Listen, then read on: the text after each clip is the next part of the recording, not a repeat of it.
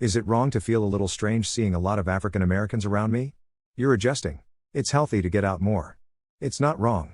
But it's also a good opportunity to recognize that it may be how black people might feel when they're outnumbered by white people either in public or in the workplace. Which likely happens more often than them than it does for you. Def normal. I felt the same way as a black kid going to white schools. Learned a lot of new things and gained new interests to the point where I can socialize/feel comfy in both environments. Enjoy it, man. It will make you a more well-rounded person. Networking is easier too. It's healthy for you. Soon you will acclimate and it will be normal. It's not strange to feel weird about being surrounded by something unfamiliar. Regardless of what or who it is. It's good that you recognize it. Own it. Because then you can work on overcoming the feeling and any unconscious bias that might come with it. At least you notice it and are concerned about how you feel. You're way ahead of a lot of folks. I've been in similar situations. It takes a little while to adjust. But you will.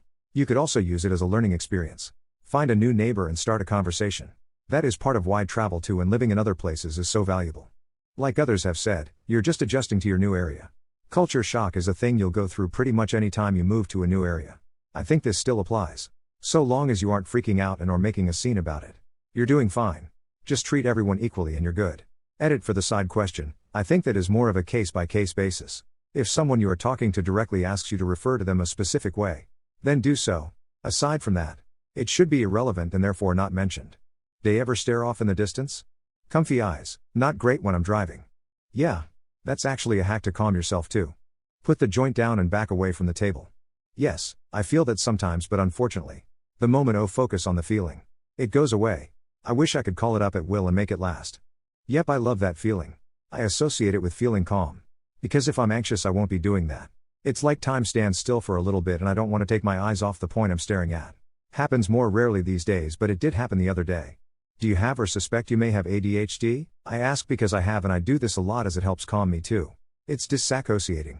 Are there any other only children who aren't close with their parents? Well, that's me. Although I'm not the only child.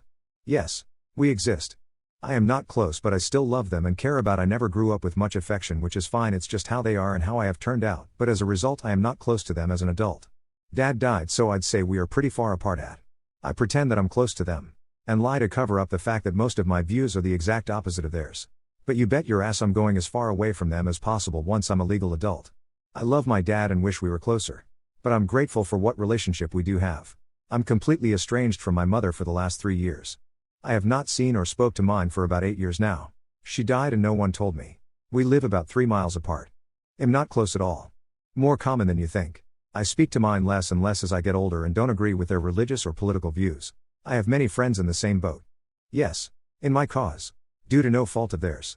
Objectively, I know I'm going to repent once it's too late. C'est la vie. I haven't spoke to my father in over 21 years and only once in the last 27. I assume he is still alive from Googling now and then. My parents were also immigrants from Europe. And had me at very late ages, 50 for my dad and 40 for my mom.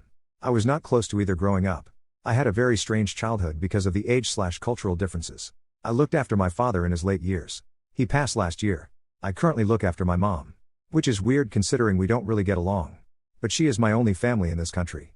Men over 6 feet. How would you honestly feel if your son's adult height was significant shorter than you? Like 5 feet 5 inches?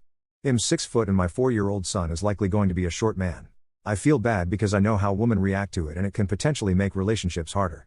I also know Tata Napoleon complex is a real thing, so we'll have to try and steer him away from that. Other than that, I'm considering seeing if Hess interested in gymnastics or wrestling. 5'2". Successful. And married. But not immune to heightism. Don't focus on the dating, it is the other aspects of shortness that you need to be aware of. There is ample evidence that heightism influences careers and stuff. And that people won't see leadership qualities in your kid. And that can be a self-fulfilling prophecy. Look out for signs that he is bullied. Many parents do an okay job teaching their kids about racism and that results in good peer pressure. Don't bully for other skin color because they are equal. And quat, but for short boys it is. Don't bully because he is weaker. Which is the wrong message. First, I would obviously go to the place of religion and pray to the deity for forgiveness. Second, I would bribe the necessary government officials and destroy the necessary documents that prove any kinship with the abomination. Third, the abomination would be driven forth from my household with whips and chains. Fourth, I obviously would disown and sell the abomination into slavery in order to reimburse the costs of birthing and raising the thing. Finally, I would flog the creature that birthed the abomination. How dare she take my proud tall genes into her body and birth that monstrosity? War with her family is definitely on the table at this point. What a stupid question. I just wanted to stop in and take a minute to wish you all a happy new year and say you all are doing great. Keep being yourself. Yourself is awesome. How's everyone's new year? This sounds like an European future joke that hasn't hit me yet. We've spent the day doing groceries and then made a delicious meal to share with family. There were mezes and meatballs. Then we'll go for drinks. It's great. Cheers, bro. Very good, and thank you for asking. I wish you a good time. I'm still in the old year, but cheers. Honestly, not everyone's yourself is actually all that great. I'd say instead, keep working on being self-aware and becoming the best version of yourself. I'm highly caffeinated at the airport RN. Going back to my GF and my job after spending Christmas with family. Smile. Happy New Year. New Year hasn't hit in Iceland yet. 2 hours out. Visited a friend. Spoke at length about everything and nothing while sharing some beers. Hess new in the country and needed a friend. Then spent the rest with my lovely wife playing Battleship and a card game. Hope your years goes well, brother.